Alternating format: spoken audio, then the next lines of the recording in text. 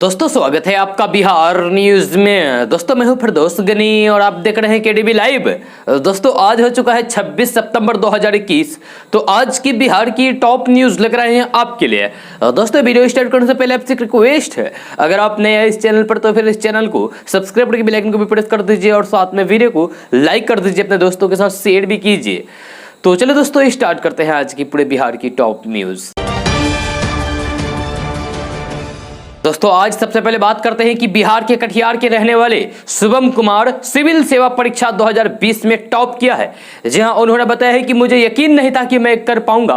Result आने के बाद शुभम बेहद खुश है, वहीं उनके परिवार के सभी सदस्य बेहद गौरवान्वित महसूस कर रहे हैं।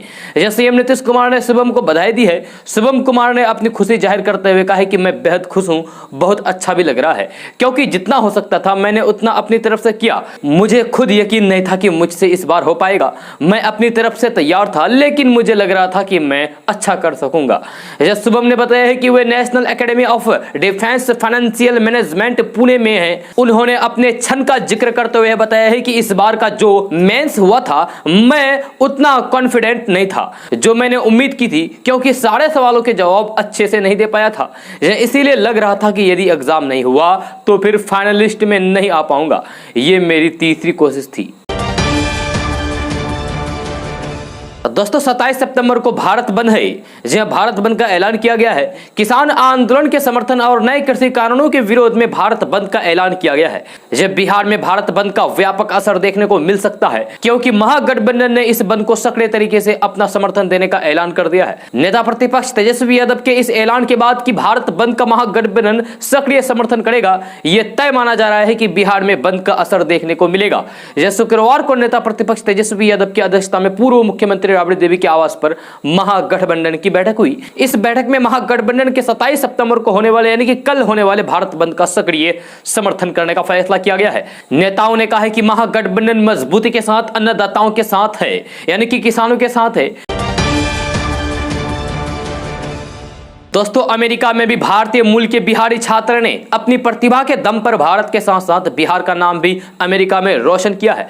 यह जानकारी के अनुसार अमेरिका के विश्वविद्यालय हार्वर्ड यूनिवर्सिटी के छात्र संघ के चुनाव में बिहार के रहने वाले शरद को जीत मिली है, जिसके बाद वे इस यूनिवर्सिटी के छात्र संघ के अध्यक्ष बनाए गए हैं। आपको बता दूं कि मूल रूप से बिहार के सिवान जिले के रहने वाले शरद सागर को 50 देशों के 1200 से भी अधिक छात्रों ने उनके पक्ष में मतदान किया, जिसके बाद वे हार्वर्ड यूनिवर्सिटी के छात्र संघ का चुनाव जीत गए। यह बताया जाता है कि शरद अगले साल तक हार्वर्ड यूनिवर्सिटी के छात्र संघ के अध्यक्ष के रूप में कार्य करते रहेंगे। दोस्तों कौन कहता है कि आसमां में सुराख नहीं होता है, तबीयत से बस एक पत्थर तो उछालो यारो। जी हाँ, इसी कहावत को सत्य कर दिखाया है सीमांचल के बेटे अनिल बोसाक ने। जी हाँ, बिहार के बेटे अनिल बोसाक ने सिविल सर्विसेज 2020 की परीक्षा में 45वां स्थान हासिल किया है। किशनगंज में घूम घूम करके कपड़े का फेरी लगाने वाले एक गरीब पिता का सपना साकार हुआ है। जी हाँ, उसके बेटे ने सिविल सेवा की परीक्षा में ऑल इंडिया में 45वां रैंक लाकर बिहार के नाम को रोशन किया है। जी, गरीब पिता ने महाजन से कर्ज लेकर बच्चे को पढ़ाया लिखाया। अनिल ने देश की प्रतिष्ठित परीक्षा यूपीएससी में यह सफलता हासिल की है। इन्हें तीसरे प्रयास में यह सफलता मिली है। अनिल ने 2019 की यूपीएससी परीक्षा में भी सफलता हासिल करते हुए 616वां रैंक हासिल किया था और उनका चयन राजस्व विभाग में हुआ था। लेकिन अनिल को इस सफलता से संतोष प्राप्त नहीं हुआ और ज्यादा मेहनत करते हुए अनिल ने 2020 में फिर से परीक्षा दी और इस बार उन्हें 45वां रैंक हासिल हुआ है। अनिल की इस सफलता से पूरे किशनगंज जिले में हर्ष का माहौल है। अनिल का पैतृक घर किशनगंज जिले के ठाकुरगंज प्रखंड के खारूदा में है। रोजी रोटी की तलाश में उनके पिता किशनगंज के तांती बस्ती मोहल्ले में आए और साइकिल से गांव गांव कपड़े की फेरी लगाकर कपड़े बेचकर बेटे का सपना पूरा किया।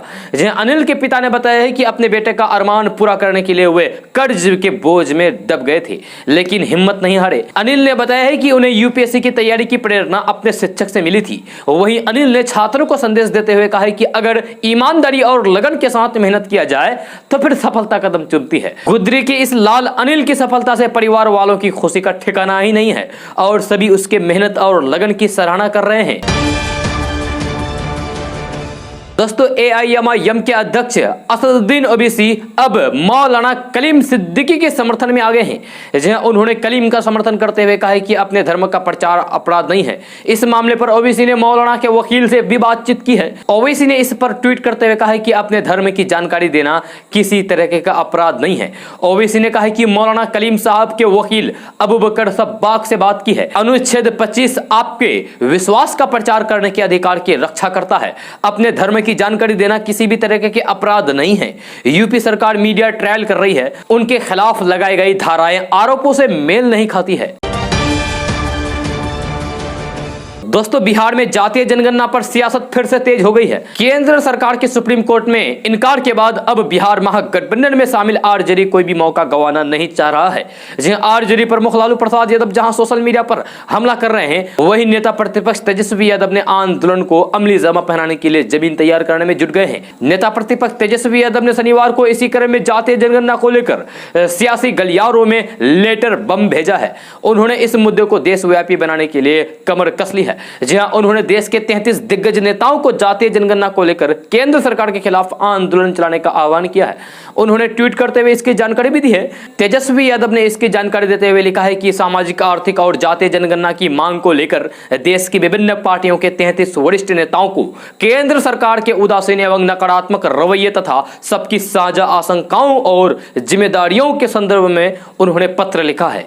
जहां उन्होंने आगे लिखा है कि जाति आधारित जनगणना की मांग को राष्ट्र निर्माण में एक आवश्यक कदम के रूप में देखा जाना चाहिए। जातीय जनगणना नहीं कराने के खिलाफ सत्ताधारी दल के पास एक भी तर्कसंगत कारण नहीं है। खास बात है कि 33 लोगों में जहां सोनिया गांधी, ममता बनर्जी, भूपेश बघेल, हेमंत सोरेन, ओम प्रकाश चौटाला, मुफ्ती मोहम्मद, चंद्रजीत सिंह चन्नी समेत विपक्ष के तमाम वरिष्ठ नेता शामिल है। वहीं तेजस्वी यादव ने बिहार के भी कई दिग्गज नेताओं को यह पत्र भेजा है। इसमें बीजेपी को छोड़कर एनडीए के तमाम घटक दलों के नेता शामिल है। हिंदुस्तानी अवाम मोर्चा के राष्ट्रीय अध्यक्ष जीतन राम मांझी, वीआईपी पार्टी के मुखिया एवं मंत्री मुकेश सहनी तथा लोजपा सांसद चिराग पासवान को भी पत्र भेजा है।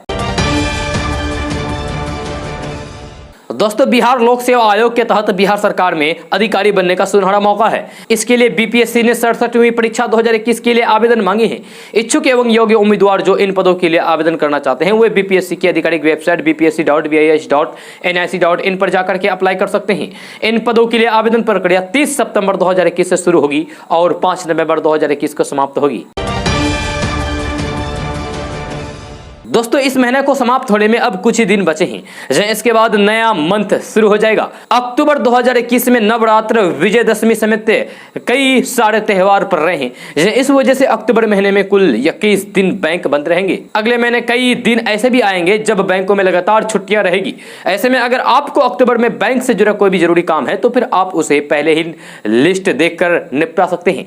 आपको बता दो कि भारतीय रिजर्व बैंक यानी कि आरबीआई की अक्टूबर महीने के लिए आधिकारिक बैंक छुट्टियों की सूची के अनुसार आगामी कैलेंडर माह छुट्टियों और त्योहारों से भरा हुआ है। इसमें भारत के कई शहरों में कई बैंक बंद रहेंगे। हालांकि 21 दिन की छुट्टी में साप्ताहिक छुट्टी भी शामिल है। आपको बता दें कि आरबीआई गाइडलाइंस के मुताबिक रविवार के अलावा महीने के दूसरे और चौथे शनिवार को बैंक बंद रहते हैं। आपको बता दें कि देश भर के सभी बैंक 21 दिन नहीं बंद रहेंगे, क्योंकि आरबीआई द्वारा जो छुट्टियां तय की जाती है उनमें से कुछ क्षेत्रीय छुट्टी भी शामिल होती है। यानी कि कुछ छुट्टियां महज कुछ राज्यों के लिए ही होती है, बाकी अन्य राज्यों में सभी बैंकिंग कार्य आम दिनों की तरह ही होते रहेंगे। कुछ जगहों पर अगले महीने बैंक लगातार 5 दिन भी बंद रहेंगे। आरबीआई के मुताबिक 2 अक्टूबर को गांधी जयंती है। इस वजह से देश के अलग अलग हिस्सों में बैंकों में कामकाज नहीं होंगे। वहीं 3 अक्टूबर को रविवार की छुट्टी रहेगी। 6 अक्टूबर को अगरतला, बेंगलुरु, कोलकाता में महालय अमावस्या की वजह से बैंक बंद रहेंगे। महाअष्टमी और दशहरा की वजह से भी अक्टूबर में बैंक कर्मियों की छुट्टी रहेगी। अक्टूबर महीने की आखिरी छुट्टी 31 तारीख को रहेगी। दोस्तों AIMIM बिहार प्रदेश अध्यक्ष अख्तरुल ईमान ने मोदी सरकार यानी कि केंद्र की सरकार पर सवाल उठाए हैं। जहां कहा है कि AIMIM हमेशा दलित, शोषित और पिछड़ों और अल्पसंख्यकों के हक और अधिकार के लिए संघर्ष करता रहता है, लेकिन कई पार्टी के लोगों को इससे नाराजगी है। इसी का परिणाम है कि AIMIM के राष्ट्रीय अध्यक्ष असदुद्दीन ओवैसी के सरकारी आवास पर पथराव किया गया। ये बातें शुक्रवार को AIMIM के प्रदेश अध्यक्ष अख्तरुल ईमान ने लहरा में स्थित कार्यालय में प्रेस वार्ता के दौरान कही। गई है। उन्होंने कहा कि एआईएमआईएम के राष्ट्रीय अध्यक्ष एक प्रखर नेता होने के साथ कुशल वक्ता भी हैं। हमेशा ही दलित, शोषित और पिछड़ों, अल्पसंख्यकों सहित सभी जाति के लोगों के लिए सड़क से लेकर संसद तक आवाज बुलंद करते रहे हैं। इसी का परिणाम है कि उन्हें संसद द्वारा संसद रत्न अवार्ड से भी सम्मानित किया जा चुका है।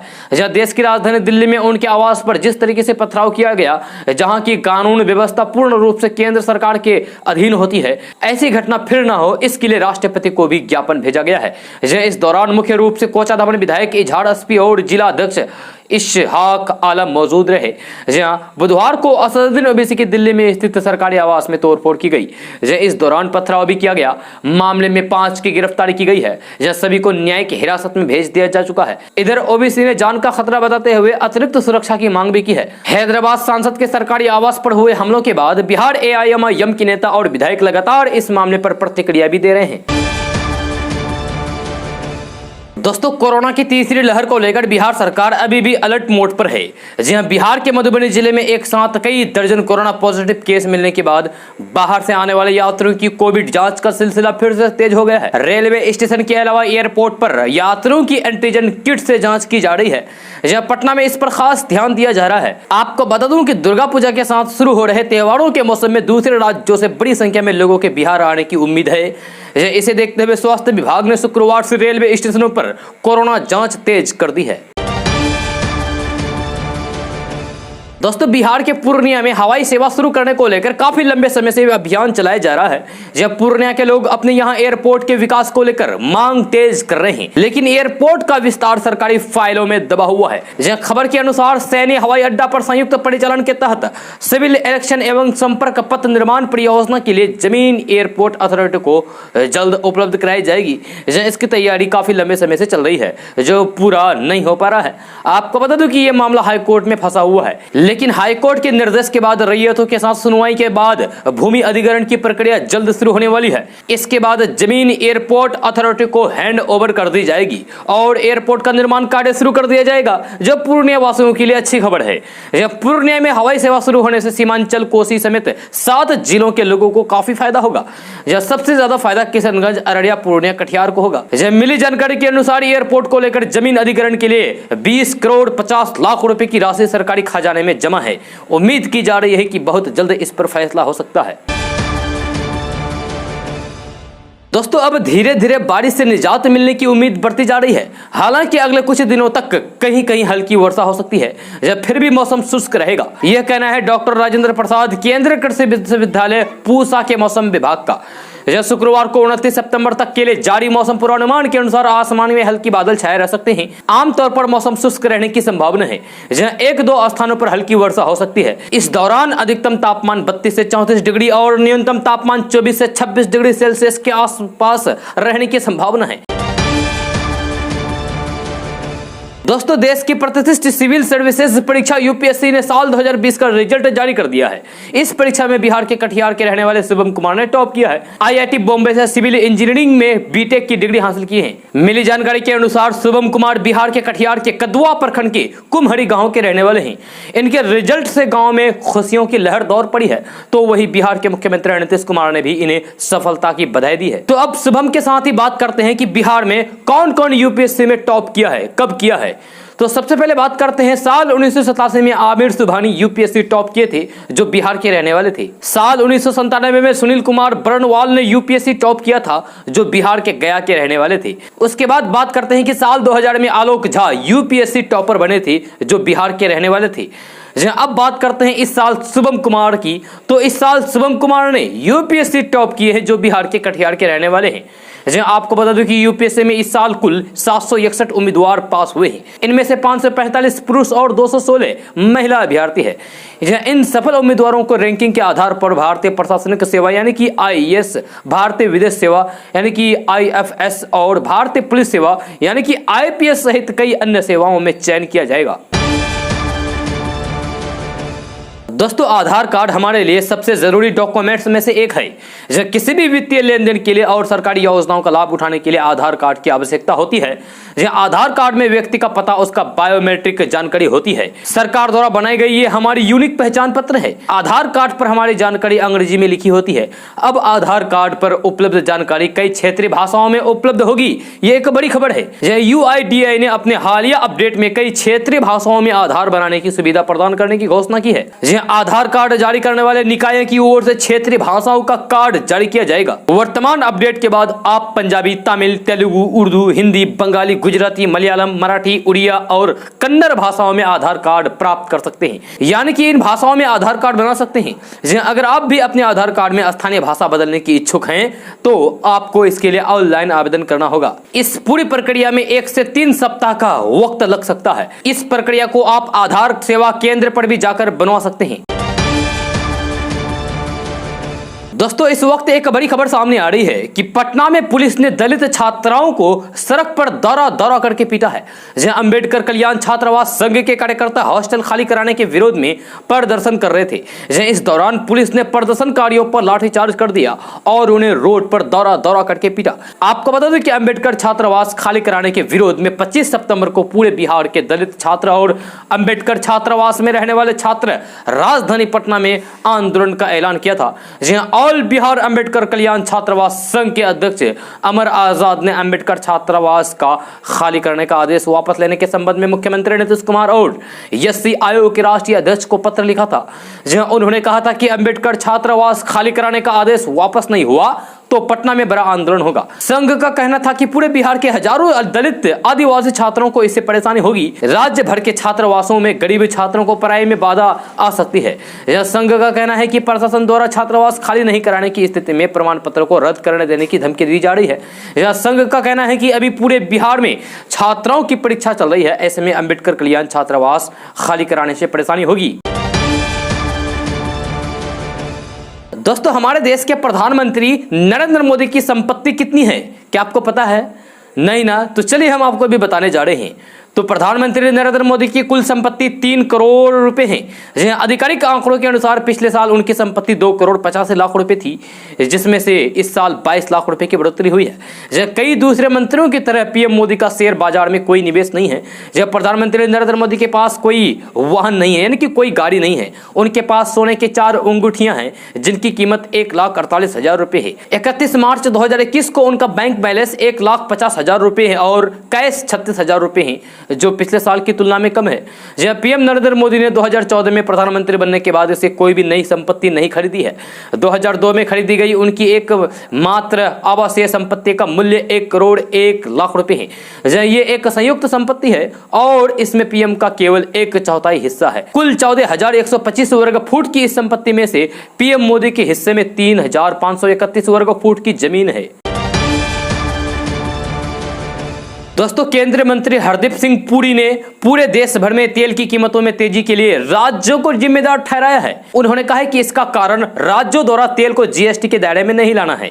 जब पत्रकारों से बात करते हुए उन्होंने कहा है कि अगर आपका सवाल है कि क्या आप चाहते हैं कि पेट्रोल की कीमतें कम हो, तो इसका जवाब है हाँ। अब अगर आपका सवाल है कि पेट्रोल की कीमतें कम क्यों नहीं हो रही है, तो इसका जवाब यह है कि राज्य ऐसा नहीं करते हैं। मंत्री ने कहा है कि केंद्र पेट्रोल पर टैक्स के रूप में 32 रुपए प्रति लीटर वसूलता है। जब पेट्रोल डीजल की कीमत $19 प्रति बैरल थी, तब 32 रुपए प्रति लीटर चार्ज किया गया था और कीमत $75 प्रति बैरल तक बढ़ने के बाद भी केंद्र इसे चार्ज कर रहा है।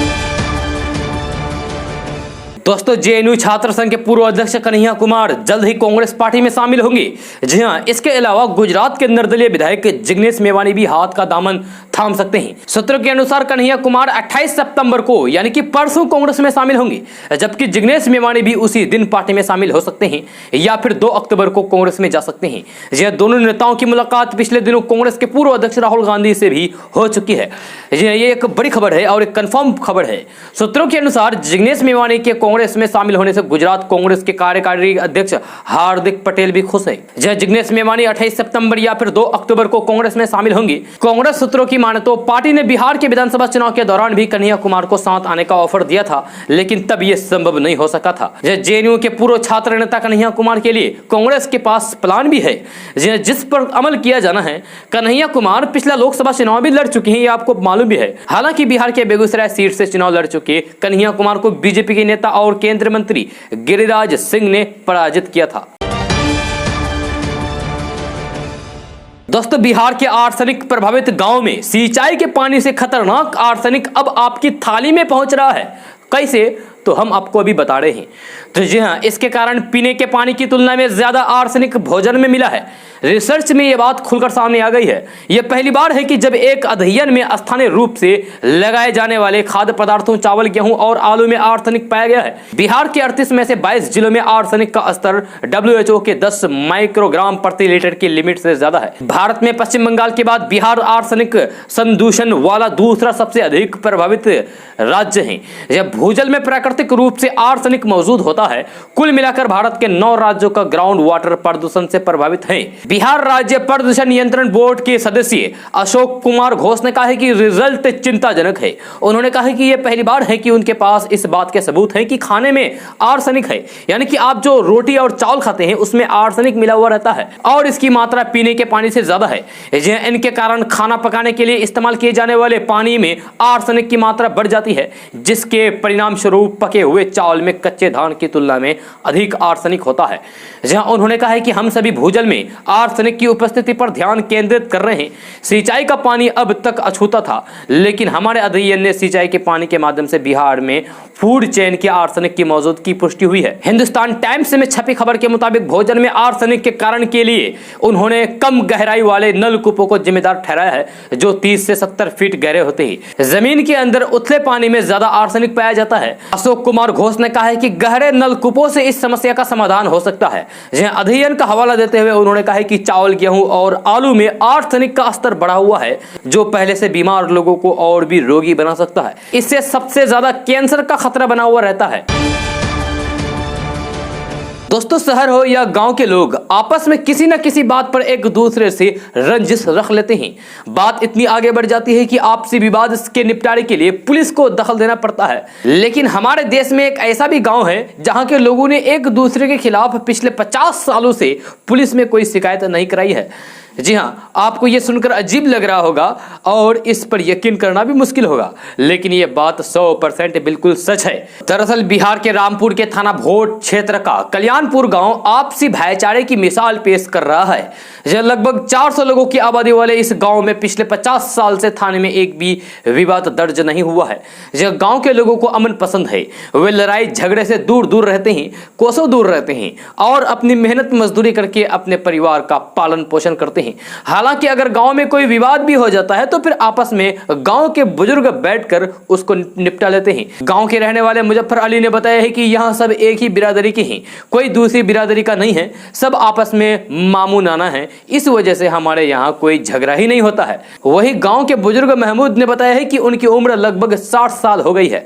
जहां उन्होंने अपने 60 वर्ष की उम्र के दौरान गांव के किसी भी शख्स को थाने में जाते हुए नहीं देखा है। उनका कहना है कि यही हमारे गांव की खासियत है, यहाँ लोग आपस में मिलकर रहते हैं। इस गांव के बारे में जब रामपुर की पुलिस अधीक्षक अंकित मित्तल से बात की गई तो उन्होंने बताया कि यहाँ के लोगों में आपसी भाईचारा बहुत अच्छा है, जिसके कारण यहाँ थाने में कोई भी विवाद अब तक सामने नहीं आया है। फिलहाल यह गांव पुलिस के लिए भी एक नजीर बना हुआ है। इस गांव में कोई विवाद न होने पर पुलिस प्रशासन भी इस गांव को सम्मानित कर चुका है। दोस्तों, देश में जातिगत जनगणना को लेकर लंबे वक्त से बहस छिड़ी है। यह जातीय जनगणना को लेकर केंद्र सरकार ने स्पष्ट कर दिया है कि कोई जातिगत जनगणना नहीं होनी जा रही है। इस पर विकासशील इंसान पार्टी यानी कि वीआईपी के राष्ट्रीय अध्यक्ष मुकेश सहनी ने बड़ा बयान दे दिया है। जब मुकेश सहनी ने कहा है कि जातीय जनगणना जरूर होनी चाहिए, बिहार सरकार को अपने खर्च से जातीय जनगणना करानी चाहिए। इसके लिए वीआईपी पार्टी बिहार सरकार को 5 करोड़ रुपए का डोनेशन देगी, जिसमें 4 करोड़ रुपए पार्टी फंड से दिए जाएंगे, जबकि 1 करोड़ रुपए वे खुद अपने निजी फंड से देंगे। जहां आपको बता दूं कि बिहार में विपक्षी दल और एनडीए में बीजेपी के अलावा बाकी सभी पार्टियां जातीय जनगणना कराने के पक्ष में हैं। एनडीए में शामिल विकासशील इंसान पार्टी भी यही चाहती है। मुकेश सहनी ने कहा है कि जातीय जनगणना बहुत जरूरी है। जब तक जातीय आधार पर जनगणना नहीं होगी तब तक पिछड़ों और अति पिछड़ों की सही संख्या का पता नहीं चल सकेगा। यह मुकेश सहनी ने कहा कि वे जल्द ही इस मामले पर मुख्यमंत्री नीतीश कुमार से मुलाकात करेंगे। इसके साथ ही उन्होंने बिहार में जातीय जनगणना कराने के लिए बिहार सरकार को वीआईपी की तरफ से 5 करोड़ रुपए डोनेशन करने की भी बात कही है। दोस्तों, पेट्रोल डीजल की सप्लाई में लगातार की जा रही गिरावट सर्दियों में बढ़ जाती है। कच्चे तेल यानी कि पेट्रोल डीजल की डिमांड ब्रेंट क्रूड ऑयल की कीमत बढ़कर $80 प्रति बैरल के करीब पहुंची है। खबर यह है कि अक्टूबर माह में पेट्रोल डीजल के दामों में भारी वृद्धि हो सकती है, जिसका असर सीधे आप पर और हम पर पड़ने वाला है। आपकी जेब पर पड़ेगा। दुनिया भर में पेट्रोल डीजल की कीमतें बढ़ रही है, जिसके कारण कच्चे तेल की सप्लाई में लगातार गिरावट बताया जा रहा है, जबकि इसकी मांग में लगातार वृद्धि हो रही है। ऐसे में कच्चे तेल की कीमत बढ़ना लाजमी है। एक प्रतिष्ठित न्यूज एजेंसी की खबर के मुताबिक ब्रेंट क्रूड ऑयल की कीमत बढ़कर $80 प्रति बैरल के करीब पहुंच गई है। जानकारों का अनुमान है कि घरेलू बाजार में पेट्रोल डीजल के दाम अगले 1 से 2 सप्ताह में तेजी से बढ़ सकते हैं। जब फिलहाल देश के कई शहरों में पेट्रोल की कीमत शतक लगा चुकी है। बिहार में आज पेट्रोल $100 के पार पहुंच चुका है। जी हां, कहीं कहीं 106-107 रुपए प्रति लीटर के हिसाब से पेट्रोल बिक रहा है। दोस्तों, सरकारी नौकरी की तैयारी में जुटे छात्र छात्राओं के लिए काम की खबर सामने आई है। एसएससी ने सिलेक्शन पोस्ट फेज 9 का नोटिफिकेशन जारी कर दिया है। आयोग ने 3261 पदों पर वैकेंसी निकाली है। इन पदों पर चयनित होने वाले अभ्यर्थियों को केंद्र सरकार के 271 विभागों में तैनाती दी जाएगी। आधिकारिक सूत्रों के मुताबिक इन पदों पर आवेदन की प्रक्रिया बीते दिन यानी कि 24 सितंबर 2021 से शुरू हो चुकी है। ऐसे में जो भी उम्मीदवार इस भर्ती के लिए आवेदन करना चाहते हैं तो फिर वो कर्मचारी चयन आयोग की आधिकारिक वेबसाइट ssc.nic.in पर जाकर आवेदन कर सकते हैं। अप्लाई करने से पहले उम्मीदवार आधिकारिक सूचना को अच्छी तरीके से पढ़ लें और उसके बाद ही आवेदन करें, क्योंकि फॉर्म में कोई भी गड़बड़ी पाए जाने पर आयोग फॉर्म रिजेक्ट कर देगा। दोस्तों, देश के राष्ट्रपति रामनाथ कोविंद का बिहार दौरा फाइनल हो गया है। अगले माह की 20 तारीख को यानी कि 20 अक्टूबर को वे बिहार आएंगे। 20 अक्टूबर को विधानसभा चुनाव के शताब्दी समारोह में शामिल होंगे। इसे लेकर पिछले पखवाड़े से विधानसभा अध्यक्ष विजय सिन्हा ने राष्ट्रपति से मुलाकात करके उन्हें न्योता दिया था। इस पर अब राष्ट्रपति रामनाथ कोविंद की सहमति मिल गई है। विधानसभा अध्यक्ष विजय सिन्हा के अनुसार राष्ट्रपति रामनाथ कोविंद कार्यक्रम में भाग लेने के लिए 20 अक्टूबर को ही बिहार पहुंच जाएंगे। वे 21 अक्टूबर को होने वाले विधानसभा भवन शताब्दी समारोह में शिरकत करेंगे। बताया जाता है कि विजय सिन्हा ने यह जानकारी मुख्यमंत्री नीतीश कुमार को भी उनके आवासीय कार्यालय में मुलाकात करके दे दी है। दोस्तों, कटिहार जिले में बाढ़ के त्रासदी के बाद कृषि क्षेत्र में हुए नुकसान का आकलन शुरू कर दिया गया है। जहां खास करके रिकॉर्ड तौर मक्का उत्पादन के लिए पहचान रखने वाले मक्का अंचल की मक्का बर्बाद हो जाने के कारण किसान बेहद परेशान है। यह सरकार से जल्द मुआवजे की मांग कर रहे हैं ताकि एक बार फिर से खेती के सहारे जिंदगी को पटरी पर लाया जा सके। इस संबंध में कृषि विभाग के अनुसार बाढ़ से जिले में हुई फसल क्षति के नुकसान का आकलन करके मुआवजे के लिए प्रस्ताव भेज दिया गया है। वहीं कटिहार जिला कृषि विभाग भी फसल क्षति के आकलन पूरा करने की बात कहते हुए कहते हैं कि कटिहार में 8 प्रखंडों के 73 पंचायत में बाढ़ से फसल क्षति हुआ है। जहां लगभग 20,000 हेक्टेयर में इस फसल क्षति को लेकर 27 करोड़ राशि की नुकसान का आकलन करते हुए कृषि विभाग को इसके लिए प्रस्ताव भेज दिया गया है। जब प्रस्ताव पारित होते ही सरकार के निर्देश के बाद किसान सीधे ऑनलाइन के माध्यम से बाढ़ से हुए नुकसान को लेकर अपना आवेदन दे सकते हैं। दोस्तों, बिहार में कैबिनेट की मंजूरी के बाद सरकार ने साल 2022 के लिए अवकाश कैलेंडर जारी कर दिया है। यह सरकार के नए कैलेंडर के अनुसार सचिवालय कर्मियों को अगले साल दुर्गा पूजा में लंबी छुट्टी मिलने वाली है। साथ ही होली जैसे बड़े त्योहार में भी इस बार सरकारी कर्मी लगातार 3 दिन तक अपने परिवार के साथ घर पर समय बिता सकते हैं या फिर कहीं और भी जा सकते हैं 3 दिन के लिए, यानी कि 3 दिन आपके लिए छुट्टी रहेगी। यह बिहार सरकार के 2022 अवकाश कैलेंडर के अनुसार सचिवालय कर्मियों को दुर्गा पूजा के दौरान लगातार 5 दिन की लंबी छुट्टी मिलेगी। अगले साल होली को लेकर 18 और 19 मार्च को छुट्टी है। 18 मार्च को शुक्रवार और 19 मार्च को शनिवार पड़ रहा है, यानी कि अगले दिन रविवार को भी साप्ताहिक छुट्टी रहेगी। लिहाजा इस बार सरकारी कर्मी लगातार 3 दिन होली में अपने घर पर रहेंगे। इसी तरह दीपावली पर भी लंबी छुट्टी होगी। अगले साल दीपावली 24 अक्टूबर सोमवार को है, जिससे सचिवालय में लगातार दीपावली की 3 दिन छुट्टी रहेगी, जबकि क्षेत्रीय कार्यालय में 2 दिनों की छुट्टी रहेगी।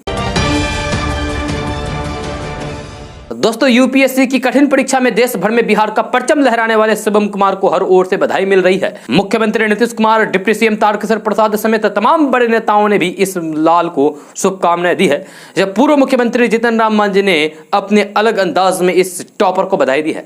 जहां अपने ट्विटर हैंडल पर उन्होंने लिखा है कि हम बिहारी है साहेब, जब ठान ले ना तो पहाड़ वहाड़ सब चीर देते हैं।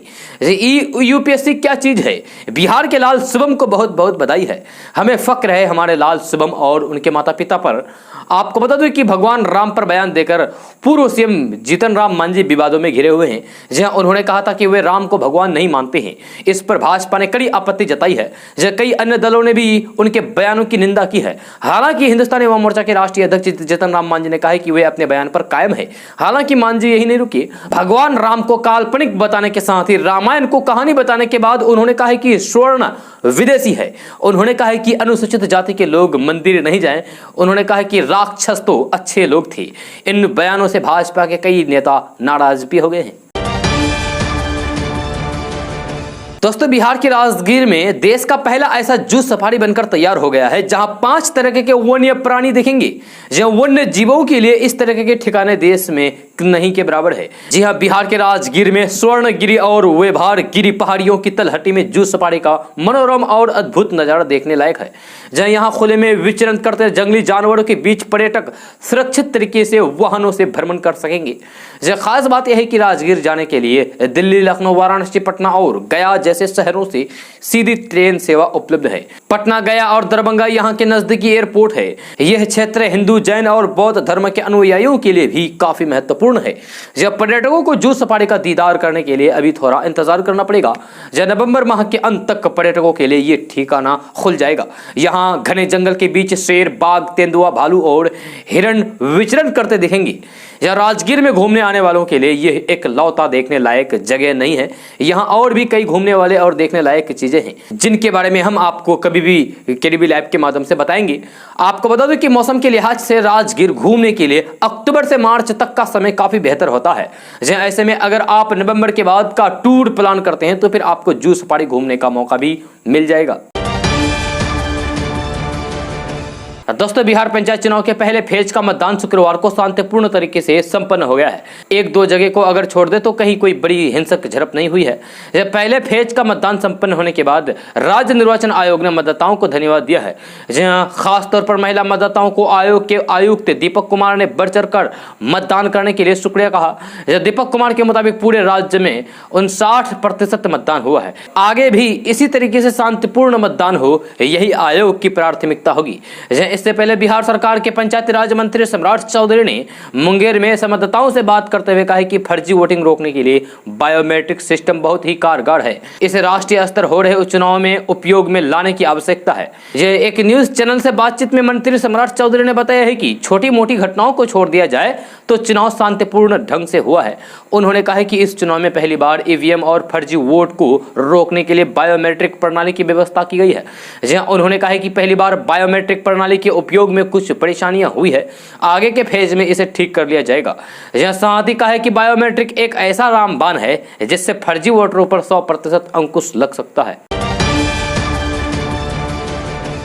दोस्तों देश की सबसे प्रतिष्ठित परीक्षा यूपीएससी का रिजल्ट शुक्रवार को जारी हो गया है। इस बार भी बिहार के युवाओं ने दमखम दिखाया है।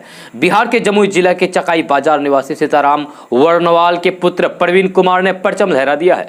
जहां उन्हें 7वां स्थान मिला है। रिजल्ट जारी होते ही उन्हें बधाई देने वालों का तांता लग गया। प्रवीण की सफलता से पूरे चकाई बाजार में जश्न का माहौल है। दोस्तों आज का न्यूज़ बस ये तक। कैसा लगा जरूर अपना सुझाव दीजिएगा नीचे कमेंट बॉक्स में कमेंट करके। अगर आप नए आए इस चैनल पर तो फिर चैनल को सब्सक्राइब करके बेल आइकन को भी प्रेस कर दीजिए और साथ में वीडियो को लाइक कर दीजिए, अपने दोस्तों के साथ शेयर भी कीजिए। तो चलिए दोस्तों फिर मिलते हैं अगली वीडियो में। जय हिंद, जय बिहार।